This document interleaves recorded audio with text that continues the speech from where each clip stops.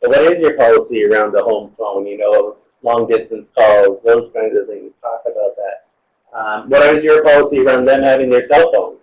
You know, your cell phone, even their own, right? If you're showering and their phone rings, should they go out and go and answer their cell phone rather than having a shower? Right. Let's be clear about that. Let's have some discussions around it a little bit. Your personal business, you know, if you're doing 24-hour shifts, what are your policies around that? Around them doing some of their own things. You know, maybe they need to run to the bank to do something. Is that okay? Is it not? Talk about it. If it's not okay, let them know when you're here for 24 hours, unfortunately. You know, or what visitors, what's your policy around them having their friends come over or not come over? Assisting you with the telephone, for example. What is your policies around assisting with the phone? We're going to keep going, or else we're running out of time, Paul. All right. The reason I'm just looking over here, scrolling. Okay. There's an example. We can get it from Paul another day. Okay, but you can kind of get there's some more things for you to be really thinking about, and you probably have experienced some stuff that you could use here. So a great example, Paul would be more than willing to share later on. So absolutely. Let's cruise to the next ones really quickly. Yeah. Okay. So everyone in the country really has to abide by the Employee Standards Act. There are federal and provincial ones. You can always go to the websites and access more information about these particular ones. We're outlining just a few really quick ones here. The minimum hours, minimum wage, of course, which you must pay and must grant to your employees. How overtime is worked, and when. I want to ask when the employees must be paid their wages. So let's just talk about them very fast. Yes. And so, the minimum hours that someone can be called in for is 2 hours. 2 hours. Not 4. They used to be 4, and now it's 2 hours. Yep. The wage rate right now, the minimum wage is $10.25.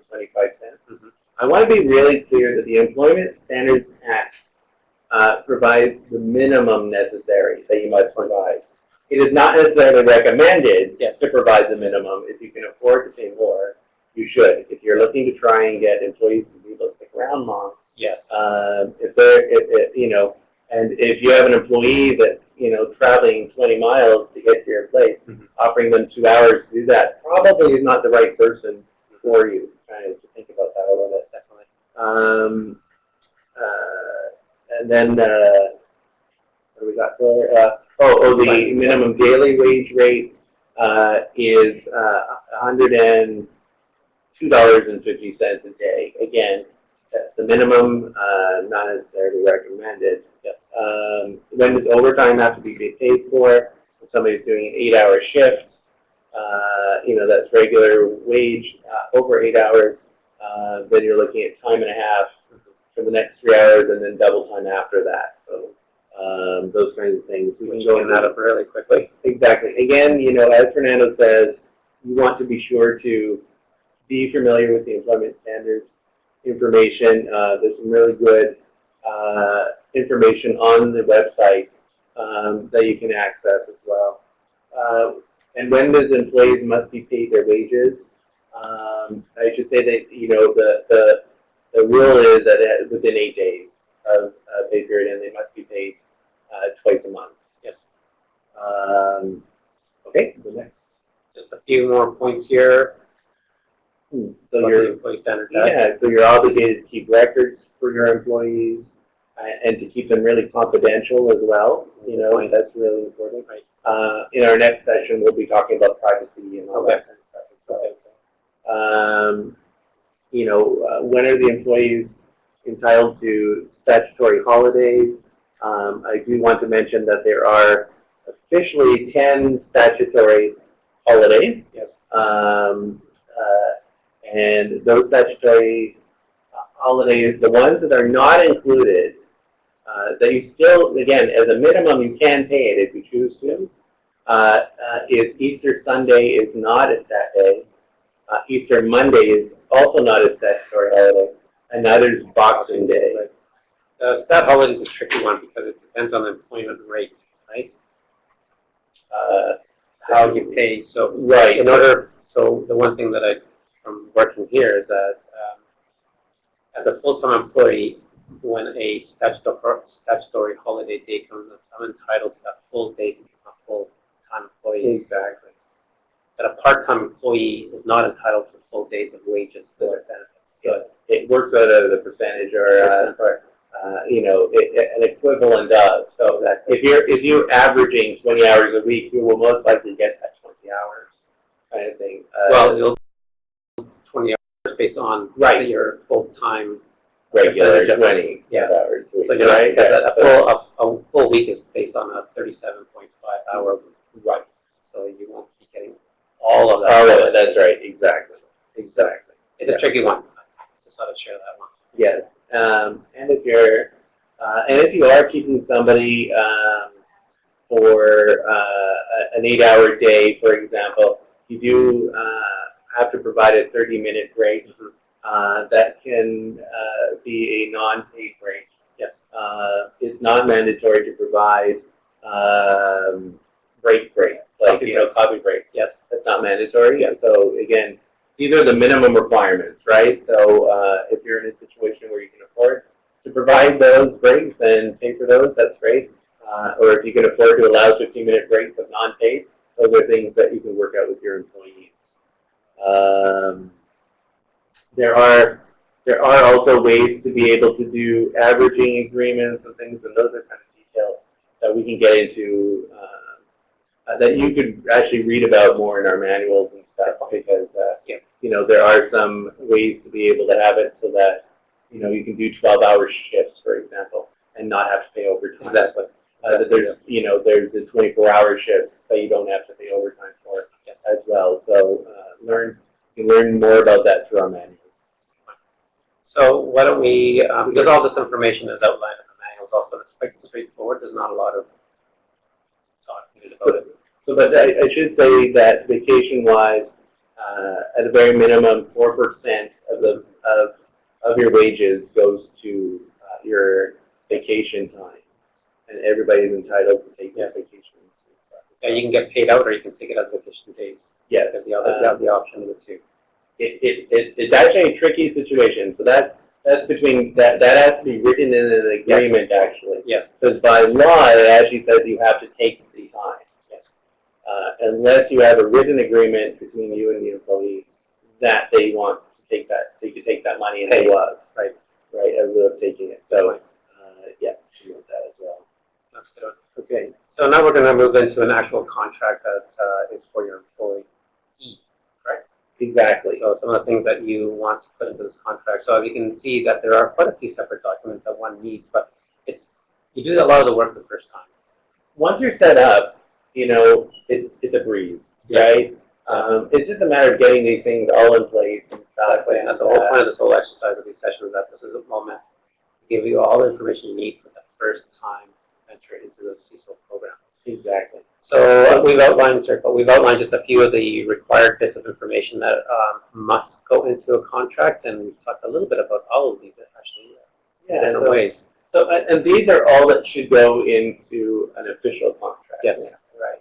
Yes. And I should say that, you know, most people have verbal contracts, not written contracts. Yes. Is it recommended to have a written contract? Absolutely. Absolutely. Need a written contract. But, you know, verbal ones, you know, they're difficult to prove, right? You know, what the agreements are. So it's really important to try and have things outlined. So, and having all these things outlined in there, so, you know, so that people know if they're going to get paid for Boxing Day or not. You know, you know, and some people are going to get paid for it. Yeah, and what I mean by paid for Boxing Day, if they, you know, are going to get, you know, the day off, or in lieu of working and stuff, just like on other statutory holidays. And that's really important to everybody, is to be really clear with your staff that if you require to get up on a statutory holiday, that the employees know that they're to come into work that day. That's right. I've had that experience where I had an employee, you know, it was, I don't remember what day it was, but it was on a stat day, and they didn't show up because they thought that that was a day off, right? So I didn't get up. Difficulty getting up that morning. So be clear is really important, right? And these are some of the other bits and pieces right here that we have outlined in the actual contracts. We've talked a little bit about some of them, and yeah, information on how to pay out, vacation pay, sick day policies, when to pay. Oh, the training period you mentioned about the 3 months also. Absolutely, and that's a really important one. Again, your employment standards covers that, so you know, even though you may do that verbally, you still have that 3 months, right? Yes, because that's a minimum requirement, right? Termination and termination notice is a really important one to outline also. Yeah. The reasons for not showing up for work, for example. Yeah. Some of the requirements which you just pull directly from the job description and the other documents. The evaluation also is a good one to have in the contract, because going back on the 3 months, you need to do that. If you don't do an evaluation, then you just fight yourself. Absolutely, and in the next session, we're going to be talking about, you know, disciplinaries and all that kind of stuff, and the processes for those kind of things. Exactly. You know, and try to really get things in writing and stuff. And that's where employee guidelines and local confidentiality as well. So we have an example of, which one was it called? It was. Oh, the employee guidelines right here. Nope. That's not it? Nope. It would be called the contract. Oh, never mind. Okay, right here. Got it right here. So, trying to drag this out. It's really hard with this mouse. Yeah. I'm going to make it right in the middle here. Okay, so this is just a sample of one, and I want to say that it's a draft, right? It's very much only a draft of one. It's pretty comprehensive, but you need to add pieces to it. You know, we're going to be finalizing this for our legal manual that we're working on right now, which will be out soon, actually. It's getting into its final stages and stuff. So, but I pulled this out of there because I think it's a really important thing for everyone to have, and it's probably one of the most important things, how to pull it together. And this kind of gives you an outline of how to do it. Definitely. I have a little peek through here. So a lot of these things that we've talked about, we've spoken about, and they're just outlined a little bit in a little bit more detail. And at the end of it, it's really simple. You sign, I sign, and we agree to the above terms. Exactly. A contract, a basic contract, but a contract only is as powerful as a detail that's based within it. So don't be afraid to include as much information there as possible, just as a backup. So the more the better, I always say, about the details. Absolutely. And once again, for those of you that would like another example, you can always connect with Paul. Yep. Okay. For sure. So that helps a little bit thinking about contracts. Okay. And you know, you don't have to do these things alone, everybody. You know, utilizing that manual is the one way to do it. The Individualized Funding Resource Center is available to help people through these processes and stuff. This particular question, we've had quite a few people ask about paying for family members. Yeah, so we thought we'd throw it in here. Yes, you can pay family members. And before everyone gets excited, there's definitely rules around it. Yes. So being able to pay family members mainly is that you're looking at being able to pay like your brother or sister, cousins, those kind of family members. At this point in time, straightforward-wise, you're not able to pay for your wife or your son or daughter or husband or, you know, so parents cannot do it as well. So when I say that, in the straightforward sense, right, under the payment to family members, straightforward process, your brother, sister, cousins, those kinds of things, it's okay. There are exceptions where you can hire your other family members as well, and which are really more like the immediate family members, right? So the immediate family members, parents, child, spouse, has to be done through a special permission to do it. So, and to do that, you have, the health authorities do have the ability to allow you to do that if you're able to show that there's some risk. You know, that there's, let me just talk about that a little bit. So some of the reasons why they would allow you to hire your direct family member, like your mother, father, spouse, etc., you know, is the nature and the degree of the care that is required. So that would be one reason.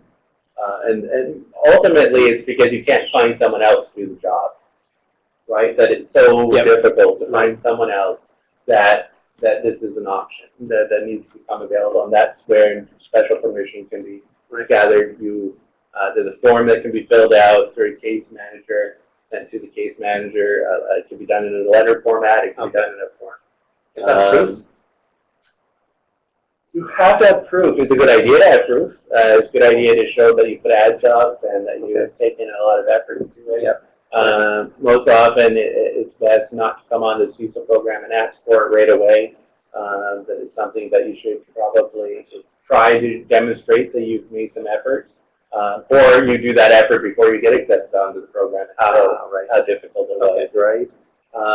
So cultural and remote location can be another reason for it. That's a good one. So cultural barriers, communication barriers can be another one as well. Family circumstances of the clients have been considered. You know, so, and they require some other components of making sure there's enough respite and all that kind of stuff for the family member to make sure that they don't burn out and things as well.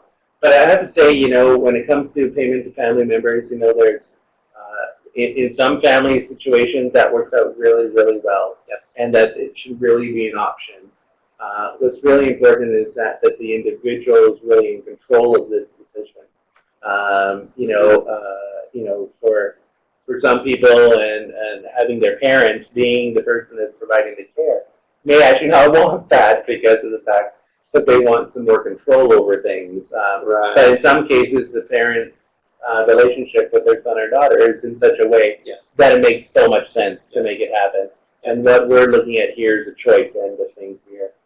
Is it easy to get your family member to go through this process? Some people find it quite daunting to go through this process. It's not easy to, the threshold is high. Even though, you know, it's clear, right? Communication barrier. Okay, I have a speech impediment and my mother can understand me better.